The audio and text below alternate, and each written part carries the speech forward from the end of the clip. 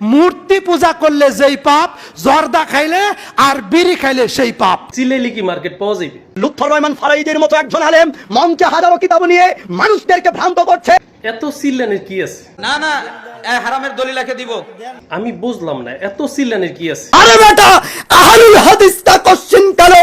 আসসালামু আলাইকুম ওয়া রাহমাতুল্লাহ। আবার আপনাদের সামনে উপস্থিত হলাম ছোট্ট একটা ভিডিও নিয়ে। আপনাদের কাছে আমি একটা অনুরোধ করব যে আজকের ভিডিওটা আপনারা অবশ্যই দেখবেন।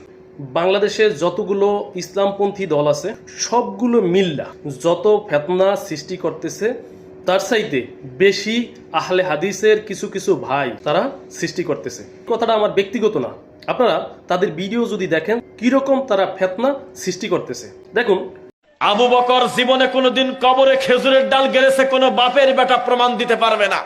মরা মানুষের কবরে খেজুরের ডাল গেড়েছে, অথচ আল্লাহর নবীর পরে উম্মতে মুহাম্মাদের শ্রেষ্ঠ সন্তান হলো আবু বকর। আর এই বেদাতি হুজুর খালি বলছে যে কবরে খেজুরের ডাল দাও, কোনো অসুবিধা নাই। আল্লাহর নবীর কথা আবু বকরের কথা অমান্য করে এই হুজুর পূজা চলতেছে আমাদের এই দেশে। তোর এই ডিভাইস করতে কি? আল্লাহর নবী সাল্লাল্লাহু আলাইহি সাল্লাম বললেন প্রথম ব্যক্তির শাস্তির কারণ হলো সে পেশাব করত কিন্তু সতর্ক থাকতো না, এই কারণেই তাকে তার কবরের শাস্তি হচ্ছে। আর একজন ব্যক্তির কবরের শাস্তি হচ্ছে কারণ সেই ব্যক্তিটি চকলখিরি করত, গীবত করত, এই কারণে আল্লাহর নবী সাহাবীকে বললেন, সাহাবীরা যাও একটা খেজুরের ডাল নিয়ে আসো। সাহাবী নিয়ে আসলেন, নিয়ে এসে সেটাকে দুই খণ্ড করলেন, করে দুই পাশের দুইটা কবরে তিনি পুঁতিয়ে রাখলেন। একটা তসবিহ মানুষের জিকিরের জন্য ব্যবহার করে, এটা ছেঁড়া লাগবে কেন? আপনি মানুষকে বলবেন এটা বেদাত, মানুষ মানবে কি না সেটা তো তার ব্যক্তিগত ব্যাপার। আপনি এইভাবে গলাবাজি করে, এইভাবে ফিতনা সৃষ্টি করে সমাজের ভিতরে এত গলাবাজি করার কি প্রয়োজন? আপনাকে এই গলাবাজি করার অনুমতি কে দিয়েছে? তার মানে হলো বড় করে কথা বলতে পারলেই কি আপনি সমাজে বড় বেটা হয়ে গেলেন? এই সমস্ত ফিতনাবাজি একটু বন্ধ করবেন। সুন্নাহর জন্য, সুন্নাহ প্রতিষ্ঠা করার জন্য যে কোনো সময় জীবন দিতে প্রস্তুত। আমি সামান্য একটা তসবিহ ছিঁড়ে ফেলেছি, তাই তোমাদের গায়ে হাত জ্বলছে, তোমরা মামলা দেওয়ার জন্য কোটে কোটে করে পুরপুরে বেড়াচ্ছ। সিলে মার্কেট পৌঁছব।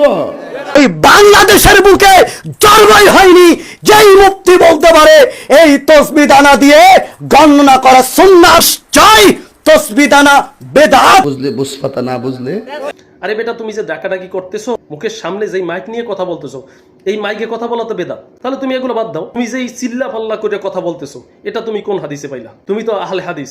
জর্দা খাইলে, বিড়ি খাইলে, মূর্তি পূজা করলে যেই পাপ, জর্দা খাইলে আর বিড়ি খাইলে সেই পাপ।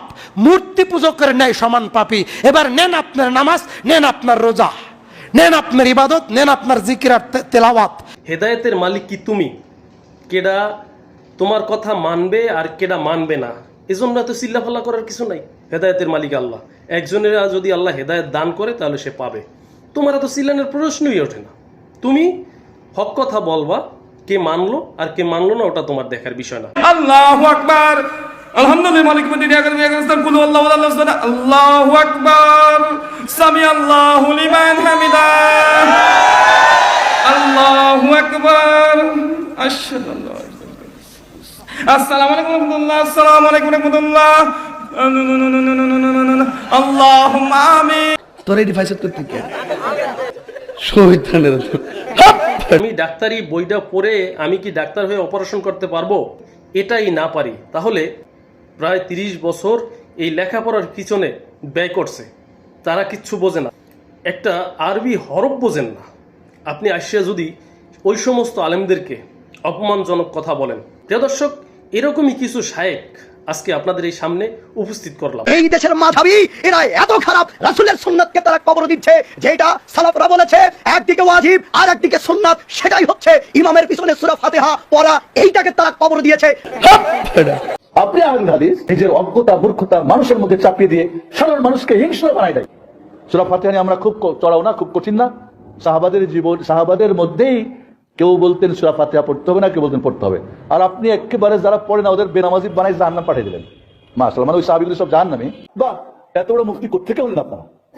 এত বড় ফতোয়াবাজি কোত্থেকে আসছে? তার আগে আগে মুফতির ফতোয়া বোঝার ক্ষমতা আছে আপনার? পড়ে আরবিতে যে মুফতিরা ফতোয়া দিয়েছেন একটু পড়ে কি বোঝার এতটুকু আরবিক নলেজ আপনার আছে?